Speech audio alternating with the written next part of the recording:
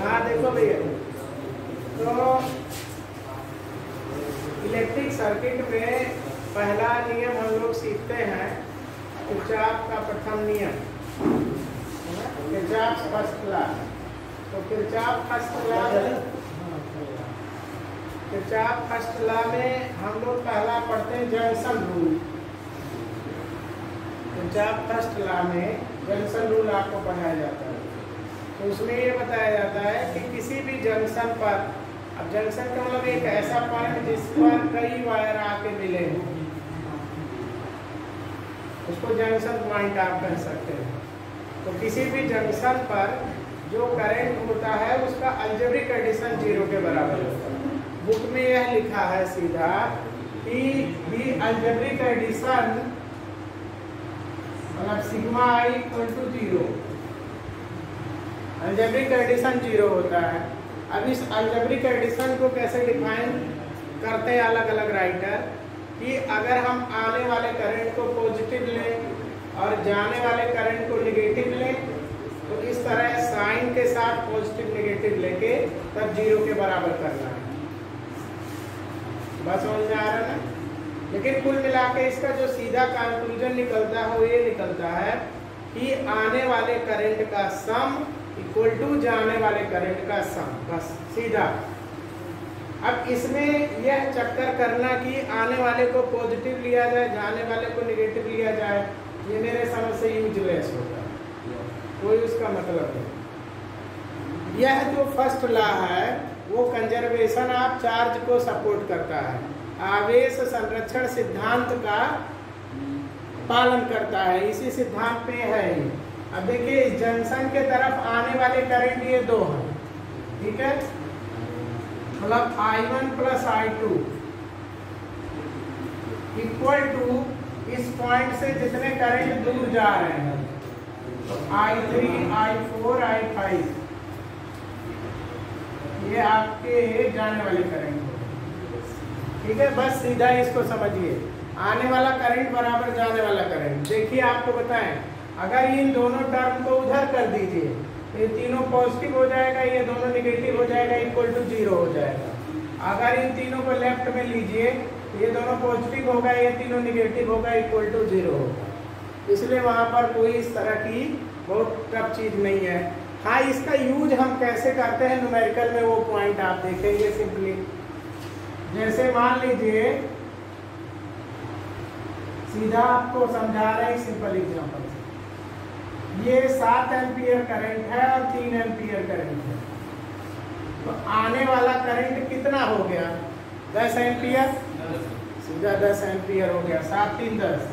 और ये अगर जाने वाला करंट 4 एम्पियर, इसमें है 5 एम्पियर, तो 5 और 4 कितना हुआ? 9 एम्पियर। तो इस ब्रांच में बिल्कुल ठीक ठीक 1 एम्पियर करंट जाएगा, तो कोई बहुत तगड़ा दिमाग नहीं होगा। सिंपली आने वाला करंट 10 एम्पियर, तो जाने वाला भी टोटल करंट 10 एम्पियर होगा।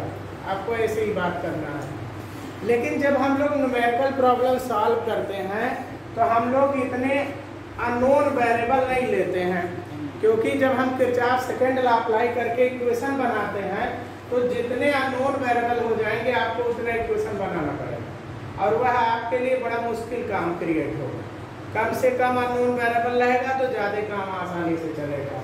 तो उसको हम लोग कैसे डील करते हैं जरा सा ध्यान दीजिए। बहुत ही सिंपल टाइप का एग्जांपल दे रहे हैं। सपोज करिए इस जंक्शन पर आने वाला करंट I है, तो इस ब्रांच का करंट I2, I1, इस ब्रांच का करंट I2 कितने वेरिएबल हो गए? 3 वेरिएबल हो गए। अगर हम लोग ये रूल लगाएं तो इस रूल के अकॉर्डिंग लिख देंगे I equal to I1 plus I2। Equation इस तरह से बने, ठीक है, समझ में आए। लेकिन इस चीज को आप ऐसे करो तो आपको यह इक्वेशन लिखने की जरूरत नहीं है। अब सब देखिए, टोटल करंट मान लीजिए 10 एम्पियर, इस ब्रांच में गया 6 एम्पियर, तो बच गया कितना भाई? 4 एम्पियर। आप यह चीज लगाइए, इस लॉजिक को लगाइए तो इस आधार पर कहेंगे कि अगर कुल करंट I है, इस ब्रांच में I1, तो इस ब्रांच में जाएगा I माइनस I1। अब आप पहले के सपोजिशन और इस सपोजिशन में देख लीजिए अंतर। पहले जब हमने सपोज किया तो 3 वेरिएबल आ रहे थे, I, I1, I2, और अब आप देखिएगा इसमें वेरिएबल 2 ही दिख रहे हैं, I और I1, तीसरा वेरिएबल नहीं है। तो हम लोग किरचॉफ फर्स्ट लॉ को न्यूमेरिकल सॉल्व करते समय उसी में इनबिल्ट कर देते हैं। उसके लिए अगर आप कई वेरिएबल मान के चलेंगे तो आपके लिए मुश्किल खड़ा होगा। क्लियर हो गया, समझ गए? चलिए अब हम लोग बात करते हैं किरचॉफ सेकंड लॉ का। तो किरचॉफ सेकंड लॉ जो है वो लूप रूल है, मतलब कोई परिपथ जो चारों तरफ से बंद हो, चारों तरफ से बंद हो। अब चारों तरफ से बंद होगा तो वह लूप किसी डेंस सर्किट, कोई अगर बहुत ही कठिन लूप दिया गया है उसमें आप छोटे छोटे लूप को उठा सकते हैं किरचॉफ सेकंड लॉ लगाने के लिए। और किरचॉफ सेकंड लॉ में ये कहता है कि अगर एक लूप है उसमें कई रेजिस्टेंस है, उसमें कई सेल कनेक्ट किए गए हैं,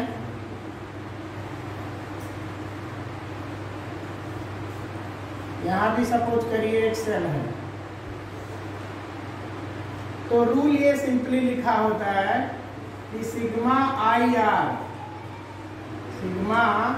आई R equal to sigma E मतलब ईएमएफ ऑफ दी सेल।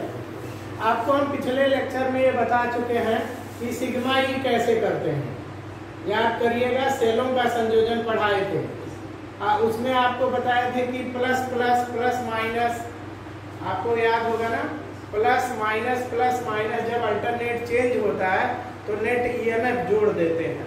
और जब आपको बताए थे कि सेम चिन्ह एक तरह के आ जाएंगे तो घटा दिया जाएगा, याद है ना, कई सेल को जोड़ना आपको हम बताए थे। तो राइट साइड आपका है सिग्मा ई, मतलब सभी सेल के विद्युत वाहक बलों का बीजीय योग, ठीक। और ये होता है प्रतिरोध और उसमें बहने वाली धारा के गुणन का बीजीय योग। अब ये तो सिंपली रूल ऐसे लिख दिया गया, लेकिन यह आपको समझ में तब आएगा जब हम इसको अप्लाई करेंगे। यहाँ से कोई बहुत खास चीज नहीं आपको बताया जाता है। यहाँ पर कुछ राइटर क्लॉकवाइज एंटी क्लॉकवाइज लिखते हैं अपने नियम, बात समझ में आ रहा है। लेकिन जो सर्किट में करंट फ्लो होता है उसके लिए रिस्पॉन्सिबल सेल का ईएमएफ होता है, क्लॉक एंटी क्लॉक उसमें कोई माने नहीं रखता। तो हम लोग सिंपली सेल के अकॉर्डिंग पढ़ेंगे, ठीक है। तो यहाँ तक आप नोट कर लें। उधर आपका किरचॉफ फर्स्ट लॉ है, ये आपका किरचॉफ सेकंड लॉ। अब इसके बाद हम लोग देखते हैं व्हीटस्टोन ब्रिज। व्हीटस्टोन ब्रिज, इसको लिखते रहिए, सुनते रहिए। व्हीटस्टोन ब्रिज में सिंपली ये कहा गया है कि अगर चार प्रतिरोध किसी भी समानांतर चतुर्भुज के चार भुजाओं पर जोड़े गए हैं, समांतर चतुर्भुज समझ रहे हैं, अभी कोई भी चतुर्भुज हो उसके चारों साइड पे जोड़े गए हो चार प्रतिरोध, उसके एक विकर्ण पर सेल आप लगा दीजिए विद्युत वाहक बल, और दूसरे विकर्ण पर हम लोग गैल्वानोमीटर लगाते हैं और फिर उसमें संतुलन की स्थिति देखते हैं। उस पर आप नियम पढ़े होंगे, P/Q = R/S, तो उसको हम लोग देखते हैं। अब हाँ, व्हीटस्टोन ब्रिज सिद्धांत में आपके कितने प्रतिरोध होते हैं? 4। अगर ये 4 प्रतिरोध P, Q, R और S किसी भी चतुर्भुज के 4 भुजाओं में जोड़े गए हों, उनके एक विकर्ण पर हम गैल्वानोमीटर रखते हैं जिससे कि इसमें प्रवाहित होने वाले धारा को जान सकें, और दूसरे विकर्ण के बीच में हम लोग सेल जोड़ते हैं, ठीक है।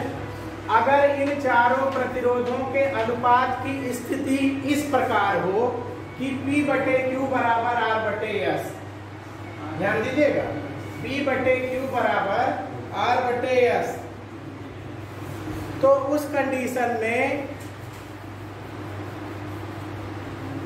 बी बिंदु और डी बिंदु के बीच का विभवांतर शून्य होता है, यानी दोनों बिंदुओं का विभव एक समान होता है। हेलो, नमस्ते। नहीं, हम क्लास में ही हैं, रिकॉर्ड हो रहा है, 2 मिनट बाद बता रहे हैं। हाँ, समझ गए भैया ना? यानी अगर इसी को कहा जाता है कि ब्रिज बैलेंस कंडीशन में है, संतुलन की स्थिति में यहाँ का विभव और यहाँ का विभव बराबर होगा, तो धारा इसमें से नहीं गुजरेगी, बल्कि आप हमारे अंगुली को गौर करिएगा, ए से धारा 2 भाग में बटेगी और बी और डी से फिर आगे निकल जाएगी, इस तरह से प्रवाहित होगी। मतलब इस ब्रांच से होकर के धारा प्रवाहित नहीं होगी। उस स्थिति में कहा जाता है कि ब्रिज संतुलन अवस्था में है। इस संतुलन के अवस्था में बिंदु बी का विभव डी के विभव के बराबर होता है, यानी विभवांतर शून्य होता है। ठीक है। अब यहाँ पर ये सेल जोड़ा गया है। मान लीजिए इसका विद्युत वाहक बल E है, इसका आंतरिक प्रतिरोध 0 माना जाए।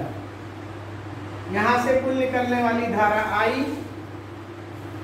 इस ब्रांच की धारा I1 हो गई, तो किरचॉफ फर्स्ट लॉ से इस ब्रांच की धारा I माइनस I1, फिर इस ब्रांच में I2 आया, तो रिमेनिंग करंट जो है वो I1 माइनस I2, ये दोनों करंट हमने ऐड कर दिया, I minus I1 plus I2, और यहाँ की ये करंट मिल करके फिर कंप्लीट I करंट हो गया। तो इस तरह से हमने इसमें करंट डिस्ट्रीब्यूशन कर लिया किरचॉफ फर्स्ट लॉ के अकॉर्डिंग। अब हम लोग किरचॉफ सेकंड लॉ लगाते हैं। किरचॉफ सेकंड लॉ हम लगाएंगे छोटे छोटे लूप को लेकर के। तो हम लूप ले रहे हैं A B D A। पहले यह लूप आप लीजिए, तो हम लोग लूप लेंगे A B D A, A B D A loop में। तो आप गौर करिएगा कि इस लूप में कोई सेल है A B D A में, इस लूप में कोई सेल है नहीं, कोई सेल नहीं है। तो कोई सेल नहीं है तो आप इसमें किसी भी प्रकार से आप घूम सकते हैं। ठीक है। सपोज करिए मेरा मन कहा हम ऐसे घूम जाए, आप ध्यान दीजिएगा, यहाँ पर करंट के अलोंग, यहाँ पर करंट के अलोंग, यहाँ करंट के अपोजिट, ध्यान दीजिएगा। यहाँ देखिए इधर से डिस्ट्रीब्यूट किया है। जब इस पर आप इस तरह से घूमेंगे, ये करंट के अलोंग, ये करंट के अलोंग, ये करंट के उल्टा, तो ये आपको प्लस लेना है, ये प्लस लेना है और ये माइनस लेना है। तो आप पहले लिखते हैं सिग्मा आई आर, तो करंट इंटू प्रतिरोध, तो ये हो जाएगा I1P प्लस GI2, यहाँ का प्रतिरोध मान लिया G, और ये नेगेटिव में लिया जाएगा minus R I minus I1 equal to 0। क्यों 0 भाई? क्योंकि इसमें कोई भी सेल नहीं है। बहुत अच्छे, इसमें कोई भी सेल नहीं है, इसलिए EMF क्या हो जाएगा? 0 हो जाएगा, सिग्मा E 0 हो जाएगा। अब आइए इधर का हम लोग लूप लेते हैं, ACDA,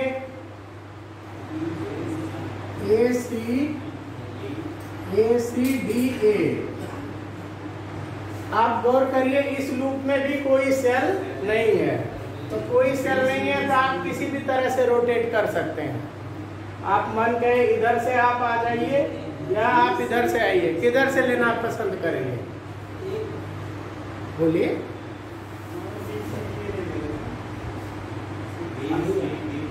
BCDB, हाँ सही कह रहे हैं, ये वाला लूप गड़बड़ हो जाएगा।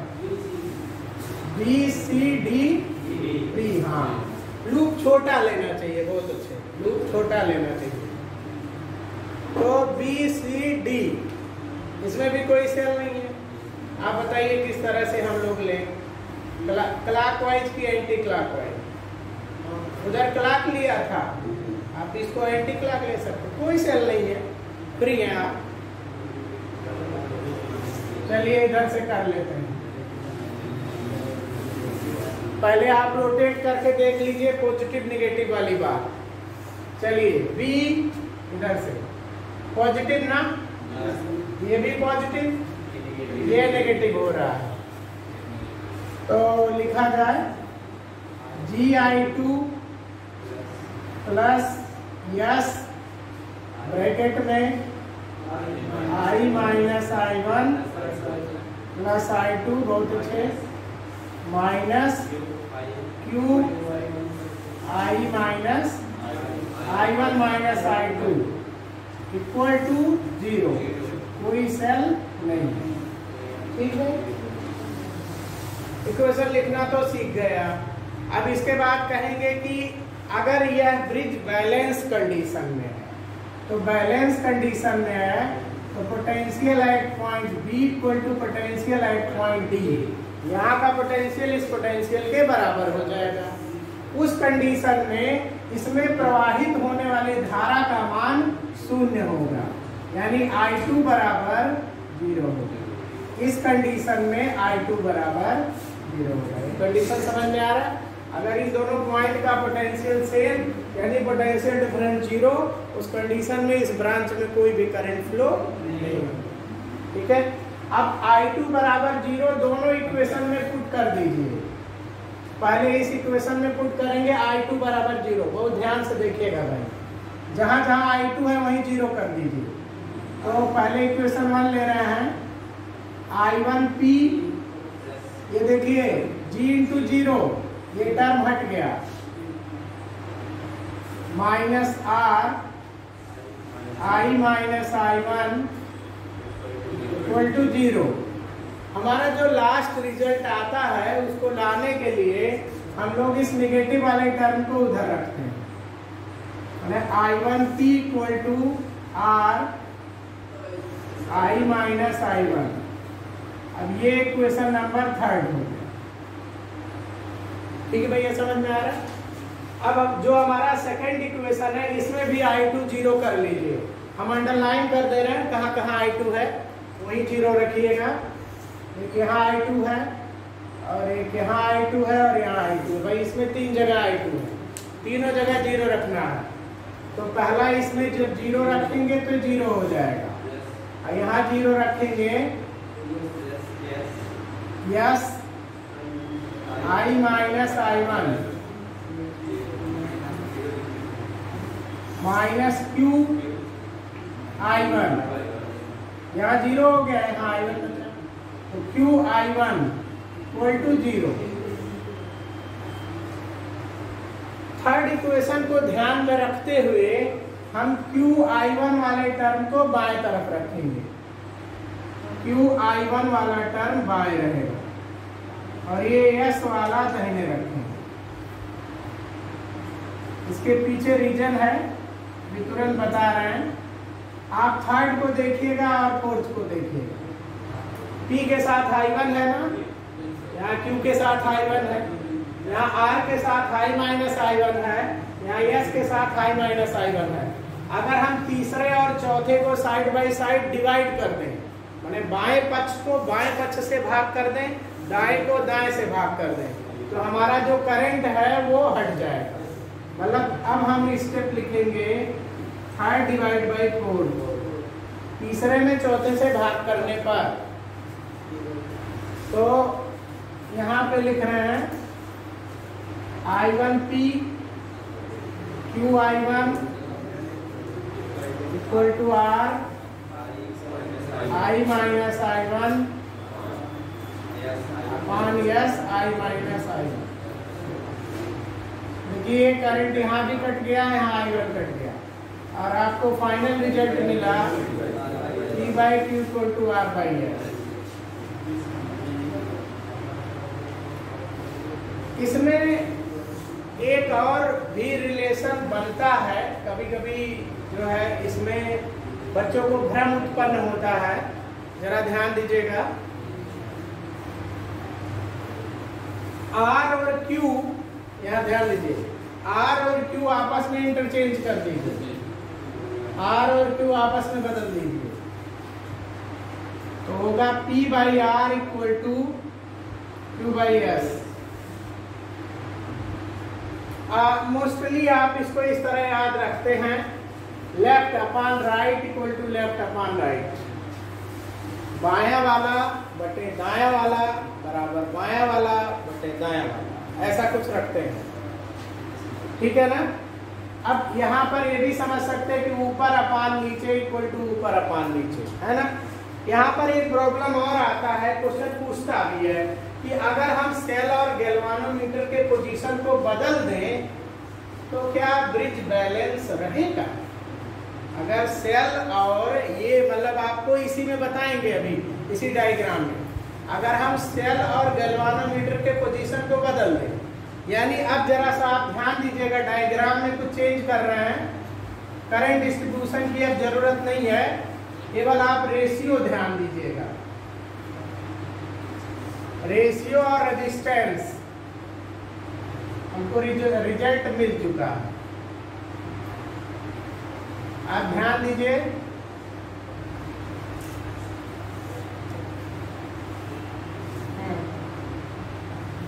बीडी के बीच गैल्वानोमीटर जुड़ा था ना, गैल्वानोमीटर को आप चेंज कर दो, एसी के बीच गैल्वानोमीटर कर दो,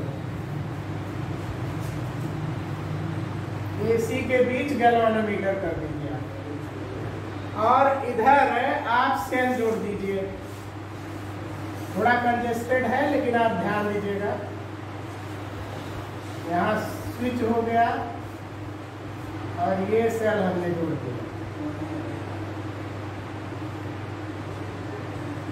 ठीक है। अब इस पोजीशन में ए और डी, ए और सी, इसके बीच में जो है वो करंट नहीं फ्लो होगा बैलेंस कंडीशन में।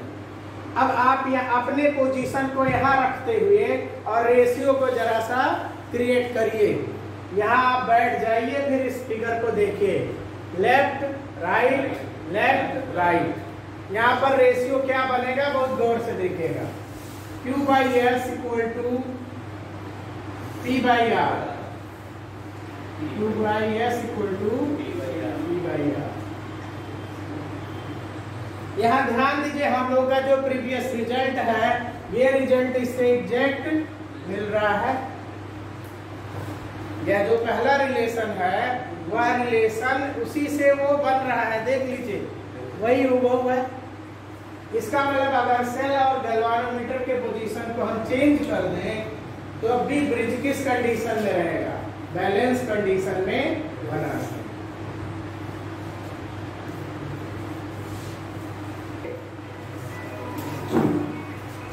तो ये चीज समझ में आ रही है ना।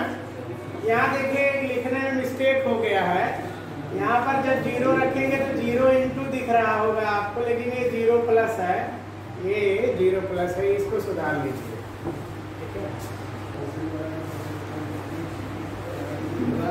हाँ, अब आप लोग ध्यान दीजिए, ये एक न्यूमेरिकल प्रॉब्लम है, इसको आप लोग सभी सॉल्व करेंगे। इसमें आप देखेंगे कि 40 ओम, 20 ओम, 60 ओम, 20 ओम और 40 ओम का प्रतिरोध है, 110 वोल्ट के बैटरी से जुड़ा है। क्वेश्चन ये है कि ए और सी के बीच का कितना विभवांतर होगा, पोटेंशियल डिफरेंस बिटवीन ए सी, ठीक है।